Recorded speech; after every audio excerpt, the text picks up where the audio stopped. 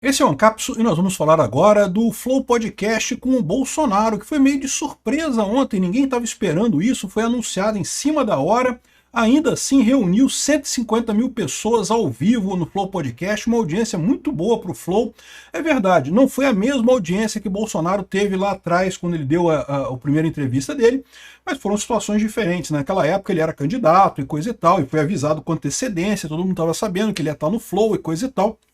Chegou a 650 mil pessoas ao vivo simultânea. Dessa vez foi meio de surpresa, ninguém estava esperando, chegar a 150 mil pessoas de qualquer forma, uma audiência muito boa para o Flow, e também teve 1 milhão de visualizações já nesse momento aqui. Nesse momento que eu estou vendo aqui, acabou há 4 horas a live, tem 1 milhão e 100 mil pessoas já visualizaram a live do Bolsonaro. Uma entrevista de 3 horas de duração, com um monte de coisa interessante. Vamos falar sobre os pontos principais que foram falados nessa entrevista e qual que é o objetivo do Bolsonaro com essa live. Essa notícia foi sugerida por Nosferato Demoniocrático, caros amigos, bem-vindos ao Hoje no Ancapsu Militar e várias outras pessoas. Obrigado aí ao pessoal que sugeriu notícias lá no nosso site, no visãolibertaria.com, e obrigado a você que está assistindo o nosso vídeo. Se você gosta do nosso conteúdo, por favor, deixe o seu like, se inscreva aqui no canal, Pois bem, Flow Podcast com Igor 3K e Bolsonaro, um programa que, lembra lá atrás, 650 mil pessoas simultâneas assistindo a live, realmente impressionante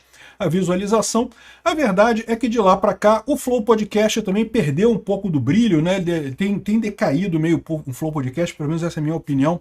Eu acho que o Monark faz falta por lá, o Igor é um cara muito gente boa, muito legal, mas o Monark dava uma pegada mais de viagem no podcast, uma coisa mais fora da caixinha.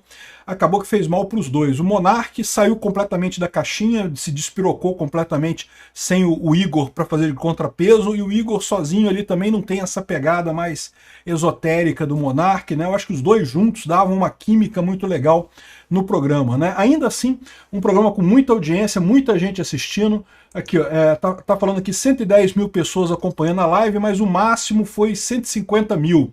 E a ideia é essa, 150 mil pessoas numa sexta-feira à noite, numa live de 3 horas de duração, que não é um horário muito bom, tá? Sexta-feira à noite não é um horário muito bom na internet.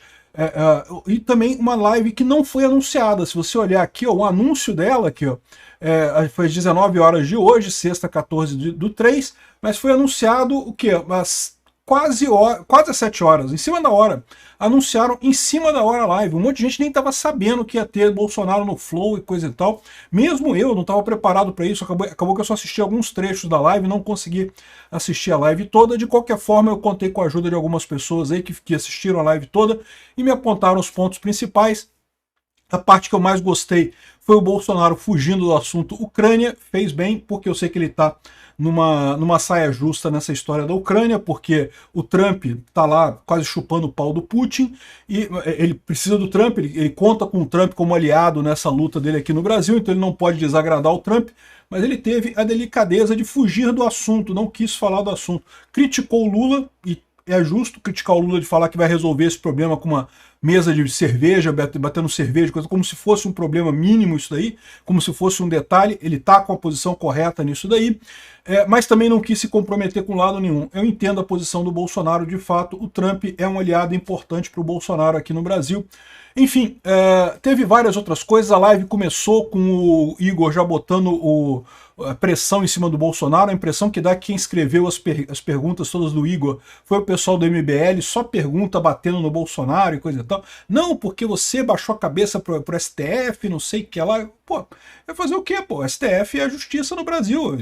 Deveria ser um órgão puramente técnico que, dando as ordens, você tem que obedecer essas ordens técnicas do ponto de vista jurídico, Quem errou nesse caso foi o STF. O Bolsonaro fez o correto. Eles começaram com a pergunta sobre o celular do Bolsonaro, que o Bolsonaro falou que não iam pegar o celular dele na época que ele era presidente, E hoje em dia pegaram o celular dele, pegaram tudo lá, viram tudo que tem lá, e não acharam nada demais, E de fato, não poderiam pegar o celular dele quando ele era presidente por questões estratégicas do país, O cara é o presidente do país. Aliás, país nenhum do mundo permite que delegado de polícia vá investigar o presidente da República. Não tem lógica isso, não tem nenhum padrão isso daí, Enfim, começou justamente nesse tema do absurdo que o STF está fazendo com o Bolsonaro, das acusações absurdas e sem sentido contra ele, Ele falando sobre o inquérito das fake news, que foi aberto há 6 anos, enquanto outros inquéritos foram fechados por excesso de prazo, com 3, 4 anos. Na verdade, se você pegar a lei, 6 meses, se você não conseguiu resolver um inquérito em 6 meses, encerra. Porque o que é um inquérito? O inquérito é uma investigação de um fato específico, né? Sei lá, roubaram seu carro, você vai lá, vai investigar, ver se descobre quem é que roubou seu carro, quem não roubou, como é que roubou, de que forma que roubou, para quem que vendeu e não sei o que lá. Isso é um inquérito, né? Agora, o que é esse inquérito das fake news? Qual é o fato específico que esse inquérito investiga? Ninguém sabe. Investiga ameaças à corte nas redes sociais. Qualquer coisa que aconteça, bota no inquérito das fake news, como se o mundo inteiro estivesse abraçado na causa de investigação desse inquérito, né? É um absurdo completo isso.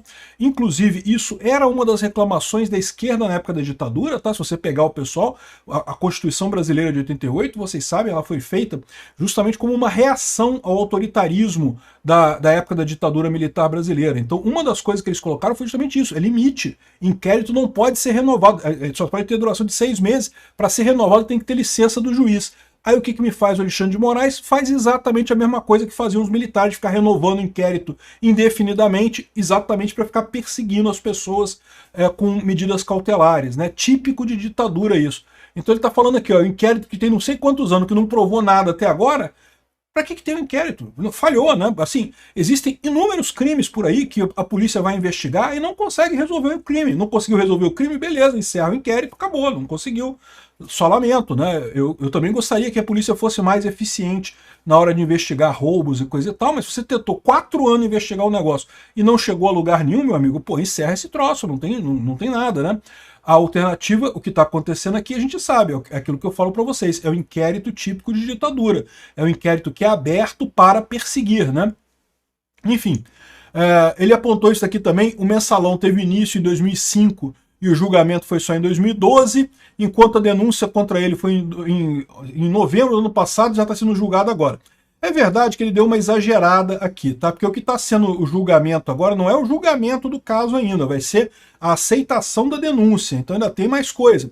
E também a denúncia não é o início da investigação, mas a verdade também é que mesmo que você considere o início da investigação em 2023, que teria sido o início dessa investigação, ainda assim é um período de 2 anos, é muito pouco tempo, né?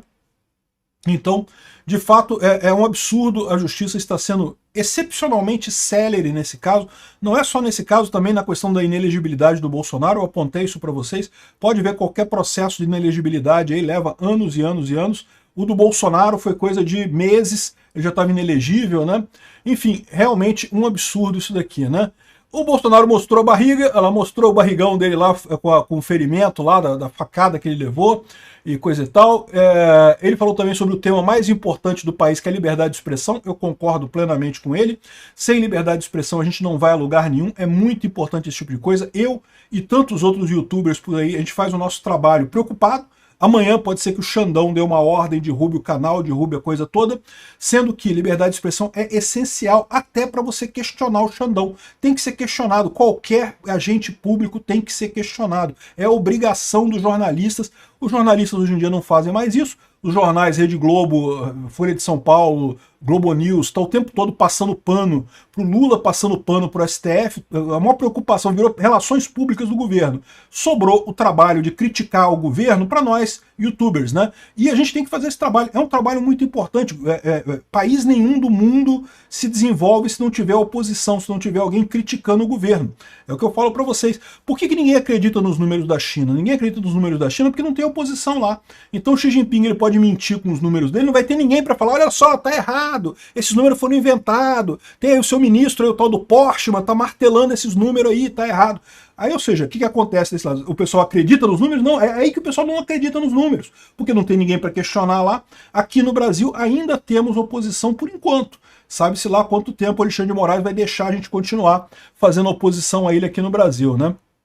O Bolsonaro também colocou uma outra coisa muito importante, ou você tem o povo como fonte de poder ou não tem. Hoje estão rasgando a Constituição. Já que eu sou tão culpado assim, por que não seguir o devido processo legal? Mudança de entendimento sobre o foro privilegiado, por exemplo. A gente falou sobre isso, né? É um absurdo realmente o que estão fazendo com o Bolsonaro nesse processo. E é aquilo que eu falo para vocês, ninguém tem dúvida que vão condenar o Bolsonaro. Por quê? Porque eles têm que fazer isso. Se eles não condenarem o Bolsonaro, se eles não inventarem um golpe do Bolsonaro, como é que eles vão justificar todos os absurdos que eles fizeram até aqui? Eles fizeram um monte de absurdos, eles prenderam gente, eles perseguiram pessoas, tem cheio de exilado, gente pedindo asilo nos outros países, e os outros países aceitando, porque percebendo que o que está havendo é perseguição mesmo do Alexandre de Moraes, né? A Espanha aceitou, os Estados Unidos aceitou, ou seja, esses absurdos todos que eles estão fazendo, a justificativa que eles têm até aqui é, não, mas tinha o golpe do Bolsonaro. Justificativa de merda, não teve golpe nenhum, nenhuma tentativa, nada.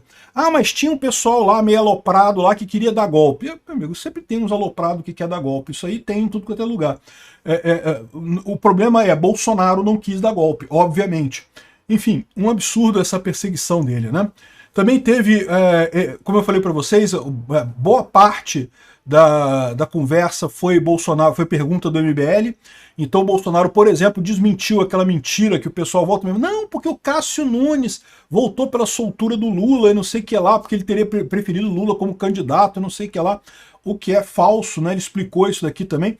Aí o pessoal ainda botou aqui o cortezinho que o pessoal do MBL usa, que é um cortezinho distorcido, só num pedaço do trecho que o Bolsonaro falou, que dá a entender que é isso daí, mas é falsa essa história aqui, né? Enfim, no final das contas, foi uma entrevista muito bacana, muita gente assistiu. É verdade, não foi tão grande quanto a anterior, mas não se esperava isso também. É uma entrevista muito bacana, né? E ele chamou o pessoal para a manifestação em Copacabana. Eu amanhã estarei em Copacabana.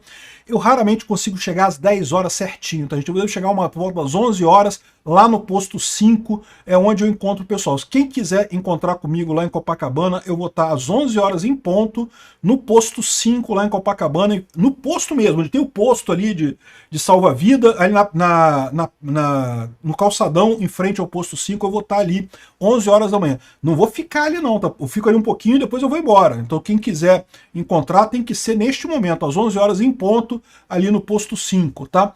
Vamos lá, vai ser uma manifestação bacana, vai ser importante. Eu confesso para vocês que eu cheguei a pensar em não ir nessa manifestação, porque é tanto bolsonarista chupando piroca do Putin, que eu estava me sentindo meio desconfortável de ir nisso daí, mas essa entrevista do Bolsonaro me convenceu. Eu acho que é importante a gente estar lá, é importante a gente marcar presença, mostrar que somos contra esse governo do Lula.